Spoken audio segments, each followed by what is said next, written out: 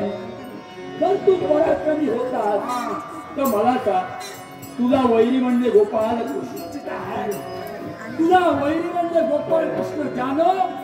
तुझ्या 2 कन्या तुझा दामाद कौशल्याला मारून भक्ती आणि प्रत्यांना वैदव्याच्या पंक्तीला बसविलो. अशा तुझ्या 2 कन्या वैदव्याच्या पंक्तीला बसल्या असताना त्या गोपाळ कृष्णाचे काही करू